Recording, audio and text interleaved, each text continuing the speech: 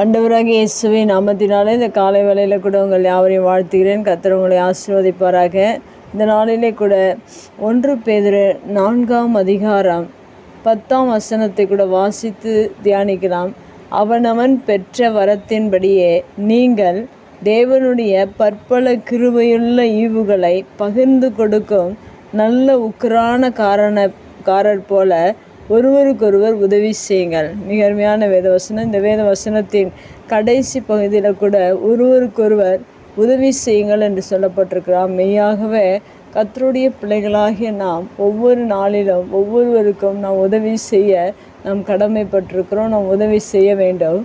எதன் அடிப்படையில் நாம் உதவி செய்ய வேண்டும் என்று இங்கு இந்த வசனத்தில் 3 காரியங்கள் சொல்லப்பட்டிருக்கிறது. அவனவன் பெற்ற வரத்தின்படி என்று சொல்ல, வரத்தை அடிப்படையாக கொண்டு நாம் உதவி செய்யலாம். அடுத்ததாக தேவனுடைய பற்பல கிருபைகளை கொண்டு நாம் உதவி மற்றவர்களுக்கு செய்யலாம். அடுத்ததாக 3ஆவதாக நல்ல உக்கிரான காரன் என்று சொல்லப்பட்டிருக்கிறது. 3இன் அடிப்படையில் நாம் ஒருவருக்கொருவர் உதவி செய்ய வேண்டும்.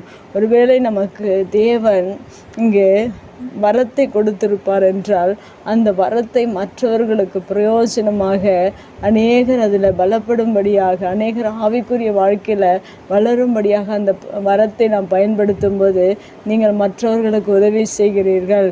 அடுத்ததாக சொல்லப்பட்டிருக்கிறது தேவனுடைய பற்பல கிருபை என்று சொல்லப்பட்டிருக்கிற ஒவ்வொருவருக்கும் தேவன் கிருபைகளை கொடுத்திருக்கிறார். அநேகருக்கு உதவி செய்கிற கிருபைகள், அநேகருக்கு பாடுகிற கிருபைகள், அநேகருக்கு பொருளாதாரத்தை தேவன் கொடுத்திருப்பார். அநேக முறைகளில் பற்பல கிருபைகளை தேவன் ஒவ்வொரு மனிதனுக்கும் பகிர்ந்து கொடுத்திருக்கிறார். அந்த கிருபைகளை மற்றவர்களுக்கு பிரயோஜனமாக அதை நாம் ஆவிக்குரிய வாழ்க்கையில் நாம் பகிர்ந்து கொடுக்கும்போது, உதவி செய்யும்போது, அதனால் அவர்கள் ஆவிக்குரிய வாழ்க்கையில் வளர்ந்து அவர்கள் கர்த்தருக்கு சாட்சியாக நிற்பதற்கு அந்த பற்பல கிருபைகள், தேவன் கொடுத்த அந்த பற்பல கிருபைகள் மற்றவர்களுக்கு நாம் உதவி செய்யும்போது அது ஆவிக்குரிய வாழ்க்கையில் மற்றவர்கள் வளர்ச்சி அடைவதற்கு உதவியாக இருக்கும். அடுத்ததாக சொல்லப்பட்டிருக்கிறது நல்ல உக்கிரான காரன் என்று சொல்லப்படும். ஒருவேளை தேவன் உங்களை ஒரு உயர்ந்த ஸ்தானத்தில் ஒரு ஆசீர்வதிக்கப்பட்ட ஒரு அதிகாரியாக வைத்திருக்கிறார் என்றால், உங்கள் தலைமைத்துவத்தை கொடுத்திருக்கிறார் என்றால், அந்த தலைமைத்துவத்தை நீங்கள் வைத்து மற்றவர்களுக்கு உதவி செய்யும்போது, மற்றவர்கள் ஆவிக்குரிய வாழ்க்கையில் வளரும்படியாக நீங்கள் உதவி செய்யும்போது அதை தேவன் பார்க்கிறவராக இருக்கிறார். அதை கொண்டு நாம் ஆவிக்குரிய வாழ்க்கையில் மற்றவர்களுக்கு உதவி செய்ய வேண்டும். இப்போது நமக்கு ஞானத்தை தேவன் கொடுத்திருக்கிறார், சத்தியத்தினுடைய ஞானத்தை கொடுத்திருக்கிறார் என்றால் அந்த சத்தியத்தை நாம் மற்றவர்களுக்கு பகிர்ந்து கொடுக்கும்போது ஆவிக்குரிய வாழ்க்கையில் சத்தியத்தில் அவர்கள் நிலைத்திருக்கும்படியாக, அவர்கள் ஆவிக்குரிய வாழ்க்கையில் வளர்ச்சி அடையும்படியாக அவர்களுக்கு உதவியாக இருக்கும்.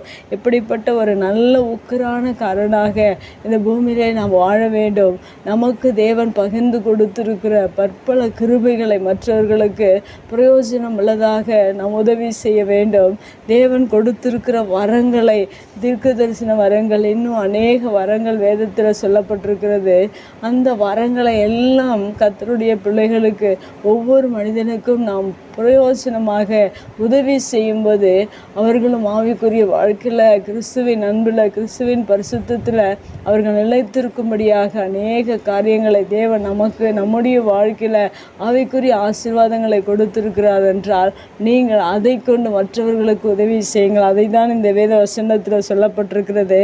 நல்ல உக்கிரான காரனை போல ஒருவருக்கொருவர் உதவி செய்யுங்கள் என்று சொல்லப்பட்டிருக்கிறது. இந்த உலகத்தின் பொருளை காட்டிலும் ஆவிக்குரிய வாழ்க்கையில் வரங்களையும் கிருபைகளையும் நல்ல உக்கிரான காரனாக தேவன் உங்களை வைத்திருப்பார் என்றால் நீங்கள் அந்த காரியங்களை மற்றவர்களுக்கு உதவியாக நீங்கள் செய்யும்போது அவர்களும் ஆவிக்குரிய வாழ்க்கையில் வளர்ச்சி அடைய அவர்களுக்கு உதவியாக இருக்கும். அதுபோல் நாம் செய்வோம்.